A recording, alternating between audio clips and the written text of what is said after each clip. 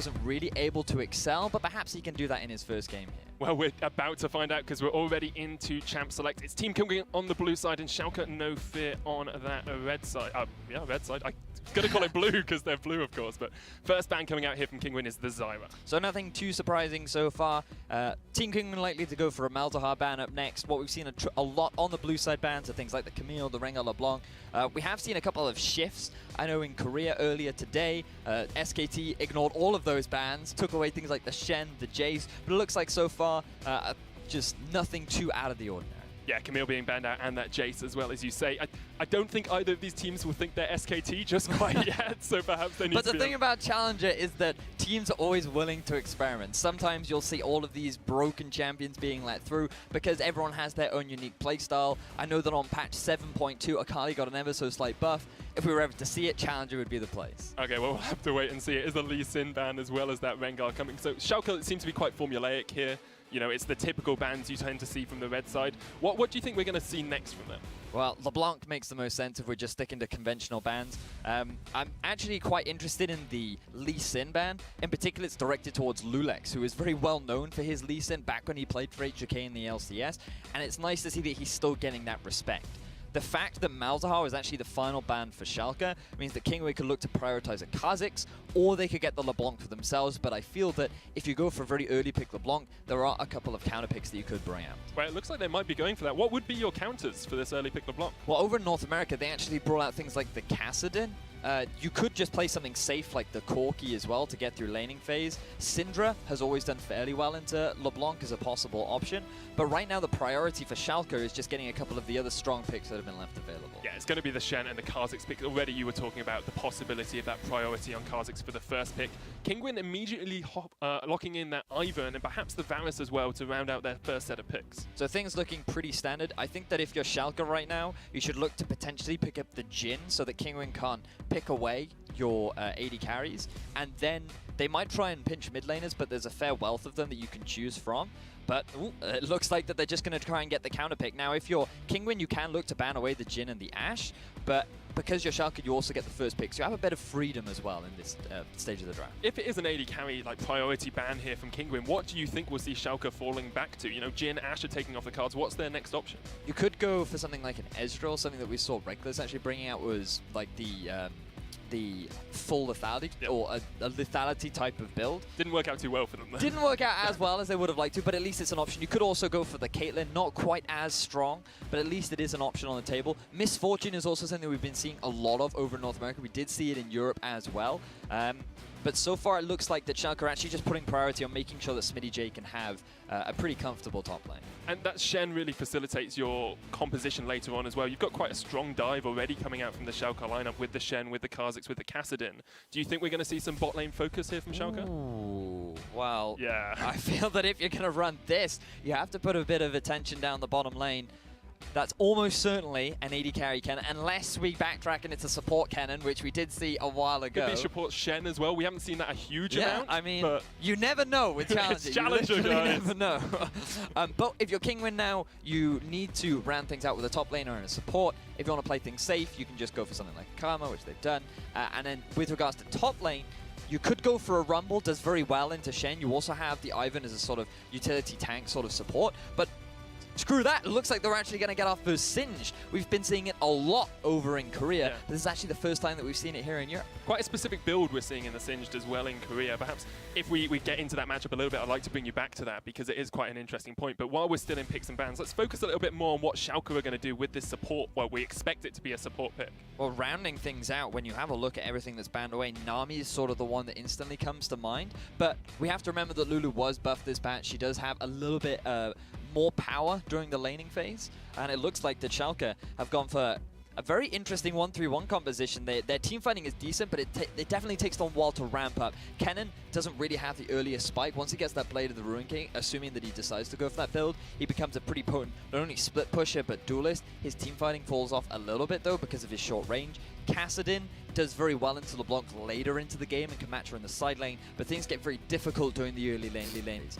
So if you're Team Kinguin, I feel like you need to take advantage of the early pushing power that you have both in mid and in bot. And the great thing about Singed into Shen is it's actually very difficult for the Shen to punish the Singed, so he's going to have plenty of time to ramp up and become that menace in the later game. Talking about that Singed like matchup into the Shen, let's have a little bit look at the build paths and such, because we're seeing a lot of Dark Seal, like triple Dark Seal rushes in that top lane. What is it about Dark Seal on Singed that is actually so good? Well, it actually just allows him to get an immense amount of regeneration. It does only increases the regeneration on the health pots and like the corrupting potion and stuff, but that stacks on top of his ultimate. That's not to say that the Dark Seals improve the regeneration, but when you have a health pot that's been improved by 75% and then you ult, like you become incredibly difficult to kill. So it gets him through these early stages, gets him the main farm that he needs, and then come the mid to late game, he just becomes this incredibly potent split pusher that honestly becomes very difficult to deal with. Guys, as we get into game one, make sure you tweet at us with hashtag KGNWin if you think Team Kinguin are going to take this game, and hashtag S04Win if you think Schalke are going to take it. Interesting compositions from both of these two teams, perhaps slightly unconventional picks with that Ken and AD carry.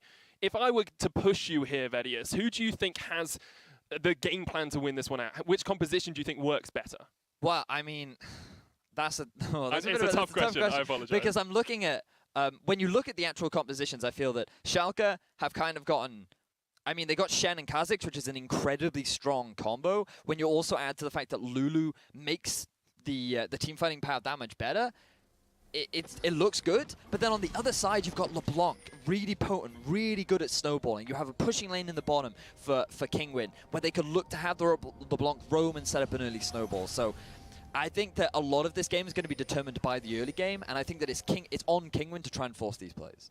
Definitely, as we are on to the Summoner's Rift for the first game of the first series of the first Challenger Series split of this year. It's 2017, guys, and Singed has been picked in the top lane here for Ice Beasto.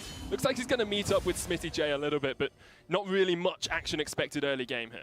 Well, the great thing about Ice Beasto is that when we saw him during the Challenger Series qualifiers, he was actually forced to play these tanks like the Shen and the Maokai, and he did an incredible job on them. He was such a standout performer.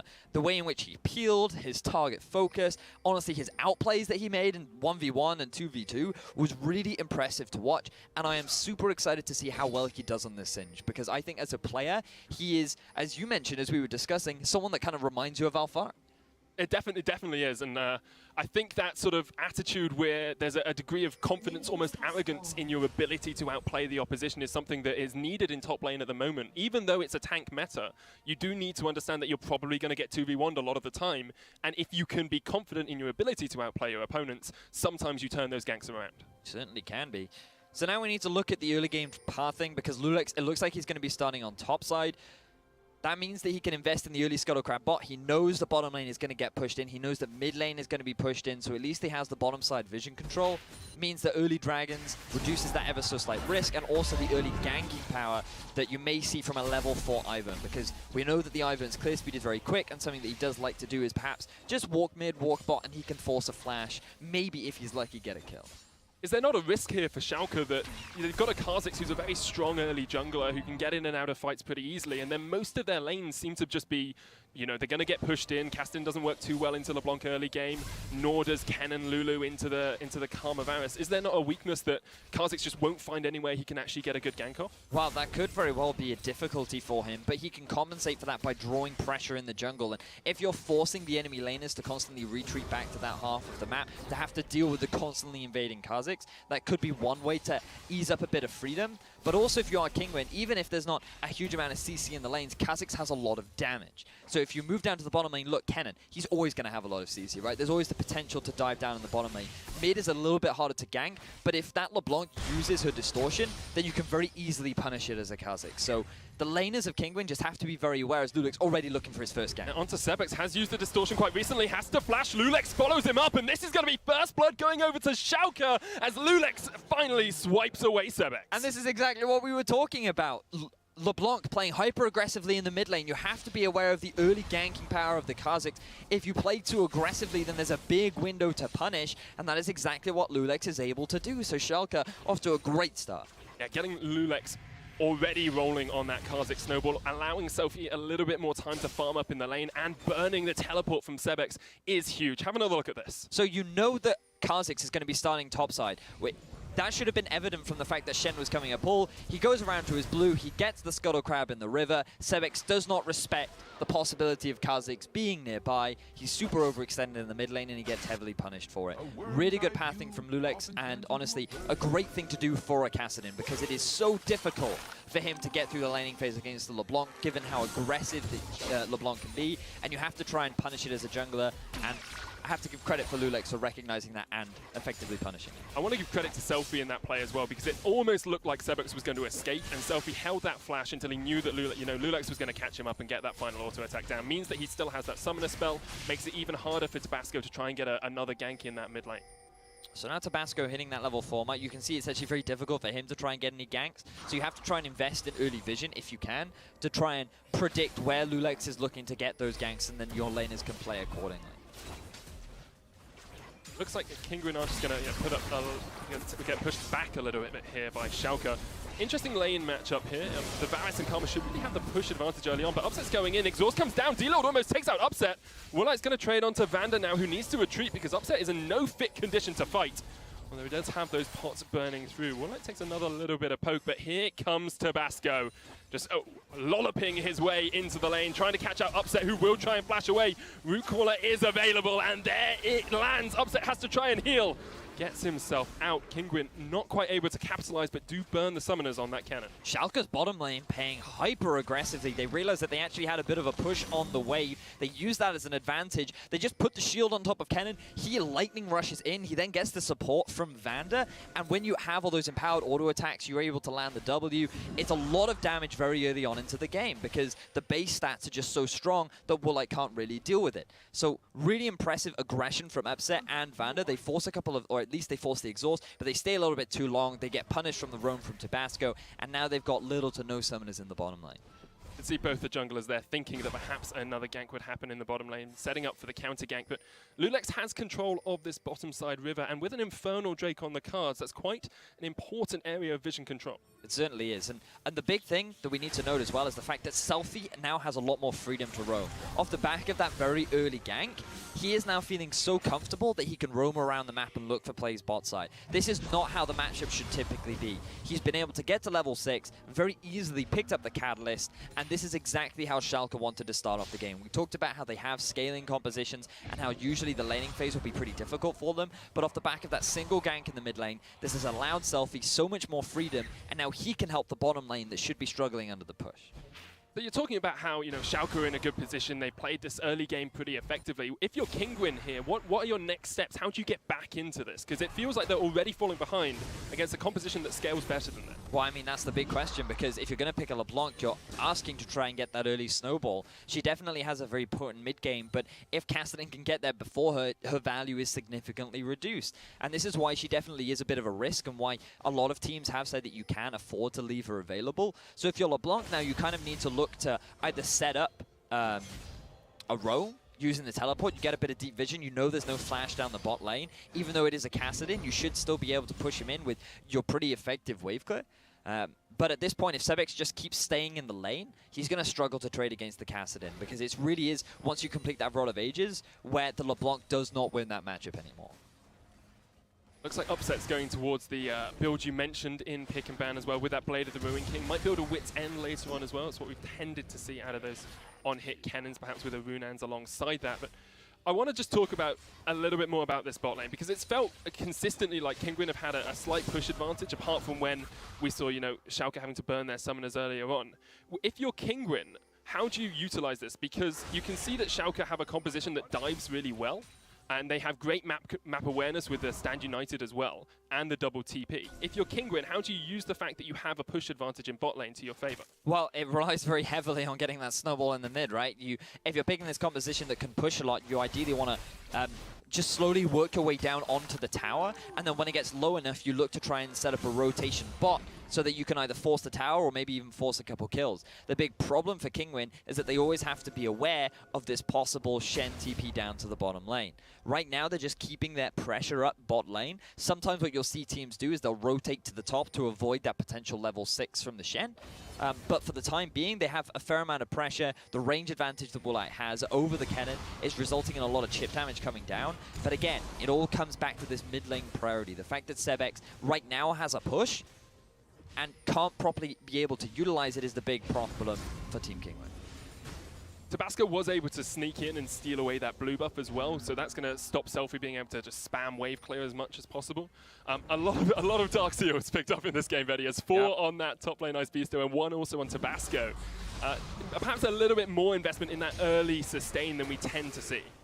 Well, I mean, usually we see maybe 2, 3 at max, but it looks like that Ice Beasto is just investing heavily into this regeneration. Lulex caught by the root caller. Daisy's going to come down as well, but Tabasco was isolated. Stand United. Tabasco caught unawares by all of Schalke as they collapse on him incredibly quickly. And now D-Lord is getting chased out by Lulex as well. Will get swiped away. Isolation damage is just too darn much. And he still had the flash. He still had the exhaust. He does not respect the damage.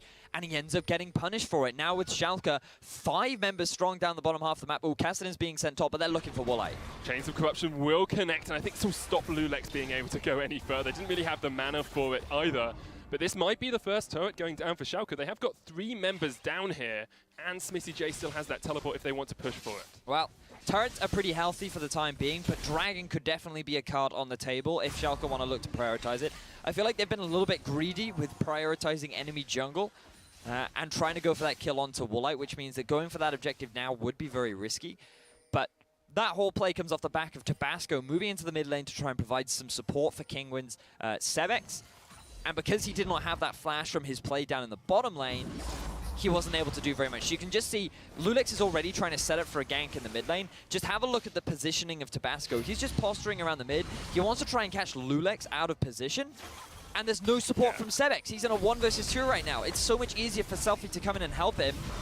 And there's the Shen ult on top of that. He didn't have his flash back up. Very questionable decision-making from Tabasco. This is not the sort of jungling that we saw from him during the CSQ, and now we see more action in the bottom. Upset popping the slicing mouse to try and get in. Selfie's here as well, and now Woolite's caught underneath this turret.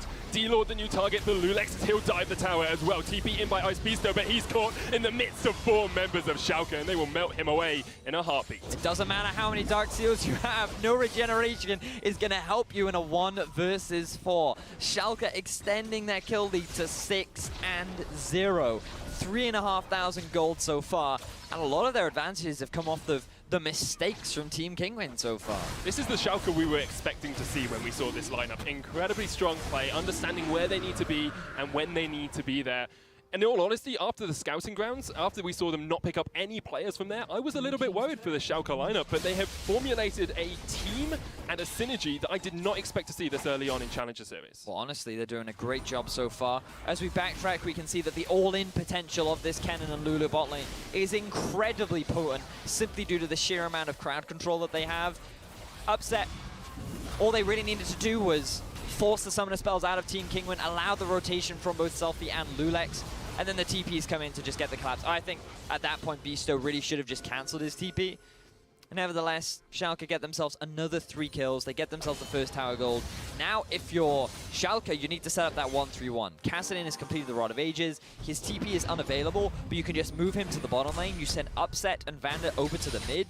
LeBlanc now has no roaming options. This LeBlanc has effectively missed the window where she can punish her early game strength, and I think it's going to be very difficult for Sebex to really come back into this game.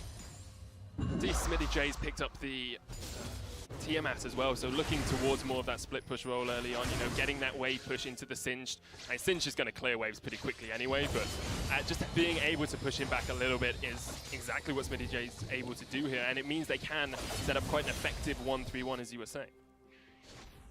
For the time being, though, Schalke just going to stick to standard lanes. I feel like this isn't the best use of time, as Selfie just making his presence known, sending a bit of a message. You could alternatively send Upset and Vander up to the top lane, because Shen isn't really going to have enough wave clear to deal with both an AD carry, quote-unquote, and a Lulu.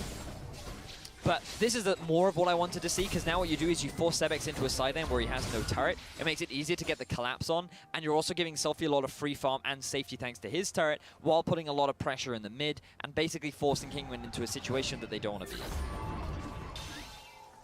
That's exactly what they're doing. You could have put it on a tin. Sebex is going to try and jump in here onto Upset, but doesn't connect. And as you say, it's very difficult to get an enemy target isolated when there's a Lulu right there as well, who can just wild growth and can just whimsy him away, can put that help picks on as well. Feels very much like Lulex has had the domination in the jungle early on in this game, and really Tabasco made that one misplay, and apart from that we haven't seen him get too many effective ganks off with this Ivern. Well, that's the risk that you run when you pick an Ivern. Mainly you're playing towards the mid-game team fights, right? You have a lot of peel, you have a lot of utility that is very effective once he's completed things like the Athene's Unholy Grail, he's got the Redemption, he's got the Locket. It's that mid-game point where it really has a lot of value, so you just have to make sure that you're providing support for your laners. You're not necessarily trying to set up ganks, maybe put a bit of pressure, but you invest in vision and you just invest in allowing time. Because Kinguin did have a very powerful mid-game spike. They gave away a lot of early leads, and Schalke just done a great job of punishing and snowballing. And now I feel that, honestly, it is a bit of a mix-and-match composition. I feel that LeBlanc isn't necessarily the strongest pick here, especially when you pair it up with the Singe, because they kind of want to do a lot of different things, right? And now they end up getting... And now they're suffering for it, and because I feel like a lot of this stemmed on the LeBlanc doing well. You needed that early push, you needed the LeBlanc to roam around the map. You wanted to be the ones to get that priority on the early 1-3-1, so that Kassadin would be forced into a side lane before he was able to get to a point that he was happy with. And now, Kinguin, because they risked a lot onto Sebex and he ended up giving away first blood at 3 minutes, you're now in the situation that you're in, which is a 5,000 gold deficit at 15 minutes into the game. A massive gold lead, almost insurmountable this early on. We already saw Schalke take that Infernal Drake as well. Now they're setting up down towards that middle lane to see perhaps if they can continue to pressure. Actually, they're going to jump onto Tabasco here. It's caught out slightly, trying to get away. Chain of Corruption onto Upset. Here's Daisy as well to join the fray. Schalke won't be able to get much more out of that, but they do get the ultimate from Tabasco, so Daisy is down for the time being. So what I'd like to see now from Schalke is using that channel to try and force a play. Up in the top side, Singe has the level 11. Oh, Lulex absolutely takes out Tabasco.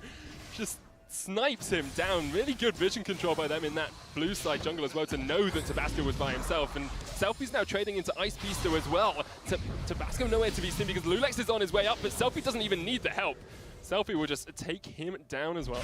No kill threat from Ice Beasto. The Kassadin is free to do as he pleases. Level 12 already. The Rod of Ages being completed makes it so easy for him to win out in that 1v1 against Singe. It really helps that he has that immense mobility from his ultimate too. And even if he didn't, Lulex was rotating up after the kill that he just got onto Tabasco in the enemy jungle. So honestly, this is such a clean game coming out from Schalke, really punishing the mistakes from Kinguin early on.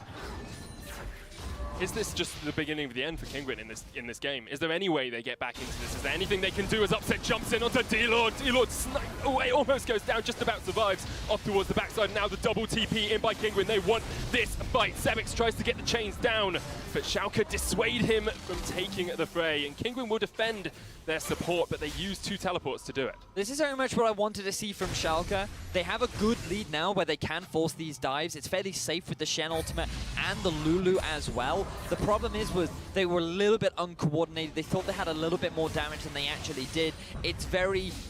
what's the word? It's a bit of a bait when you go in with a Cannon ultimate. You think you're going to do an immense amount of damage, and then you're like, I'm AD Cannon, my ult doesn't do anything. So even if you land all this CC onto the targets, if you don't have the damage to facilitate it, it doesn't really result in anything. You do get all of the summoner spells out from the bottom lane of Team Kinguin, but unfortunately for Schalke, they're not going to be able to get any objectives off the back of it. We're getting to the point where Schalke can quite easily enact these dives if they do it, effectively. Like even there, they didn't really lose much for doing that. They burnt Selfie's TP, but that's about it.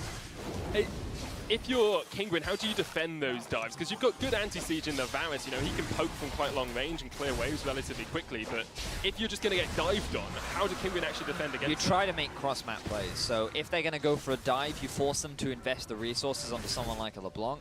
And then you back away, but you trade the turret, right? So sure, they might get the mid tier 1, but you end up getting the bot tier 1.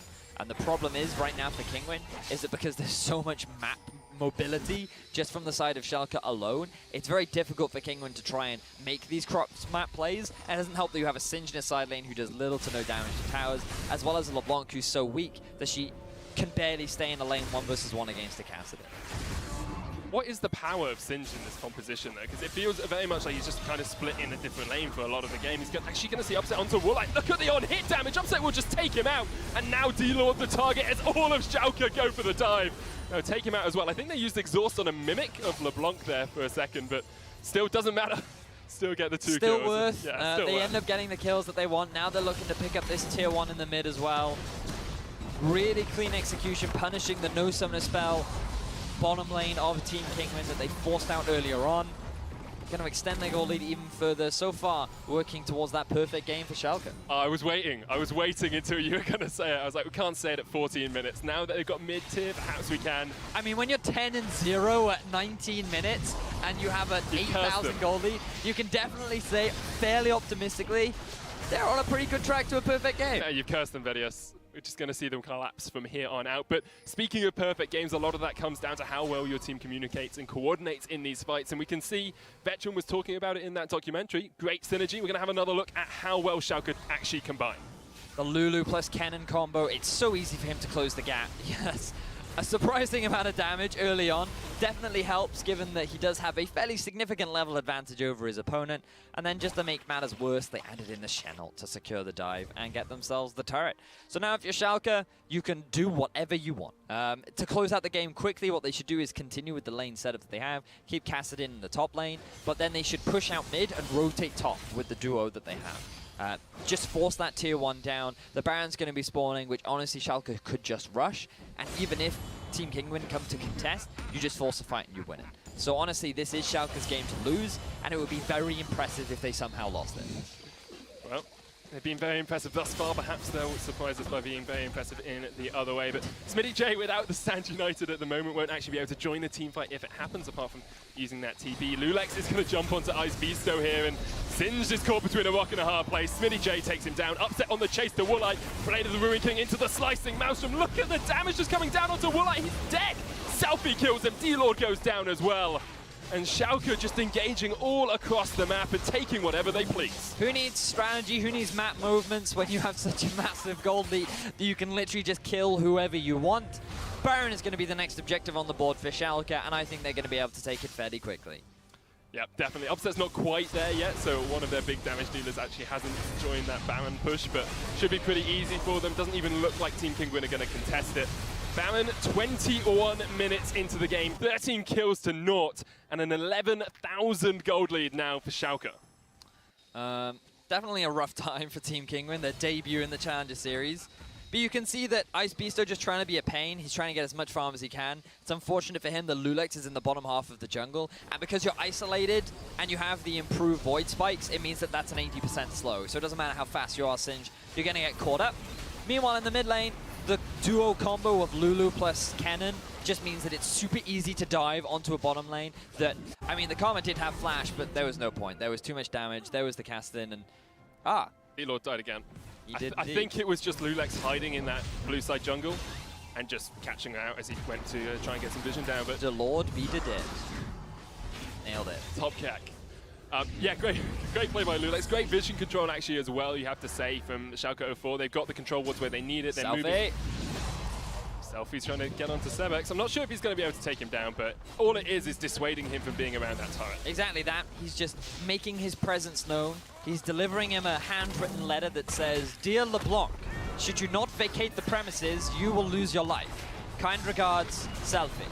Delivered on a nether blade. Yep, as they go for the dive. Gonna go straight in underneath this inhibitor tower. Woolite is low already. Upset, turning his attentions back towards the turret. Will take it down, and now the inhibitor is open.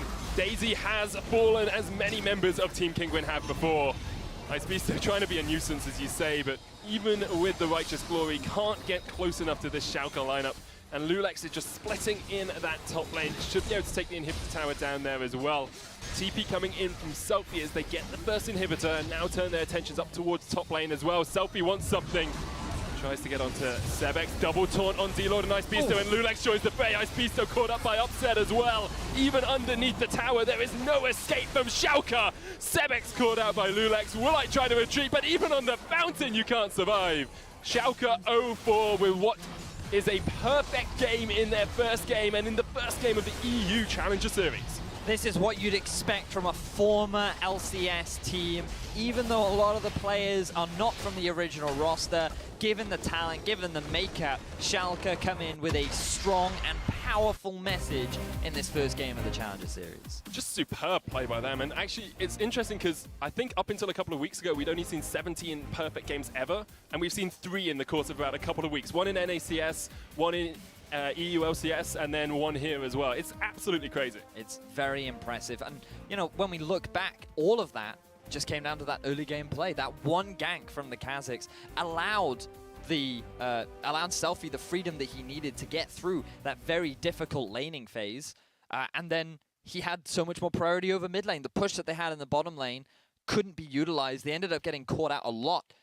And it was just Schalke just snowballing every single lane in the bottom half of the map. Lulex doing so much work. And then it was just a matter of time before both Lulex and Selfie could roam down to the bot, set up that dive. And that's really where things started to crumble for Team Kinguin. It's interesting because in Picks and Bans, I was worried slightly for Schalke that they wouldn't have the early game presence to be able to deal with Kinguin. You know, Kinguin had LeBlanc lane, you've got Karma, you've got Varus, lots of strong damage in that early game. And actually, it was Schalke who really took the bull by the horns and were able to push an advantage early on. I feel like that if you were Team Kinguin, perhaps you could have gone for something a little bit more snowbally. Maybe the Elise, maybe the Lee Sin. I mean, Elise was something that we saw a lot from Tabasco during the Challenger Series qualifiers. And it's because you have so many strong laners that you could have really facilitated that. You know, Elise is great for diving. I just think that they pigeonholed themselves a little bit too much by going for that Ivan pick. Yeah, it makes sense. We're going to take a quick break, but when we come back, we'll have Game 2 between Kinguin and Schalke 04. Make sure you guys stay tuned. As we are on to the Summoners Rift for the first game of the first series of the first Challenger Series split of this year. Lulex already looking for his first game. And onto Sebex, has used the distortion quite recently, has to flash. Lulex follows him up, and this is going to be first blood going over to Schalke as Lulex finally swipes away Sebex. Lulex caught by the root caller. Daisy's going to come down as well, but Tabasco was isolated. Stand United. Tabasco caught unawares by all of Schalke as they collapse on him incredibly quickly. And now D-Lord is getting chased out by Lulex as well. Ooh. Will get swiped away. Isolation damage is just too darn much. And Selfie's here as well, and now Woolite's caught underneath this turret. D-Lord the new target for Lulex. He'll dive the tower as well. TP in by Ice Beasto, but he's caught in the midst of 4 members of Schalke, and they will melt him away in a heartbeat. Up in the top side, Singe has hit Lulex absolutely takes out Tabasco. In a different lane for a lot of the game. He's actually going to see Upset onto Woolite. Look at the on-hit damage. Upset will just take him out. And now D-Lord the target as all of Schalke go for the dive. It's Woolite trying to retreat, but even on the fountain you can't survive. Schalke 04 with what is a perfect game in their first game and in the first game of the EU Challenger Series. This is what you'd expect.